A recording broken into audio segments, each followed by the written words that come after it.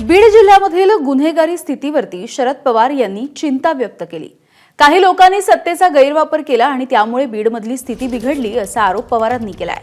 तर जिल्ह्यामधली स्थिती ढासळण्यासाठी पवारांचा सुद्धा हातभार आहे अशी टीका अंजली दमानिया यांनी केली आहे। बीड जिल्हा में अनेक वर्ष आज की बीडची अवस्था आहे ती कधी नव्हती।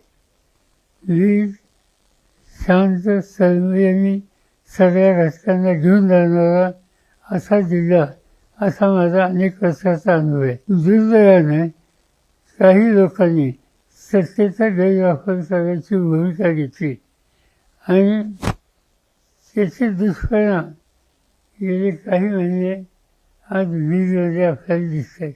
जो कोणी कायदा हातात घेतो, वातावरण खराब करतो, अशांच्या संबंधी अत्यंत सक्त असं धोरण हे आखण्याची गरज आहे। असं आहे की बीड जिल्ह्याने अनेक वर्ष बीड मधले जेवढे नेते आहेत त्यापैकी एक पंकजा मुंडे सोडल्या तर सगळे नेते हे शरद पवारांच्या तालमीत मोठे झालेले आहेत। म्हणजे धनंजय मुंडे असो, संदीप क्षीरसागर असो, सुरेश धस असो, आधीचे जयदत्त क्षीरसागर असो, हे सगळेच्या सगळे लोक हे त्यांच्याच तालमीत वाढले आहेत, त्यांच्याच तालमीत ते मोठे झाले आहेत। आणि आत्ताच्या घटकेला जर शरद पवार म्हणत असतील की बीडची स्थिती गंभीर आहे, तर या सगळ्या गंभीर लोकांना मोठं करण्यामागे तुमचा हातभार किती होता हे इंट्रोस्पेक्शन देखील शरद पवारांनी करणं गरजेचं।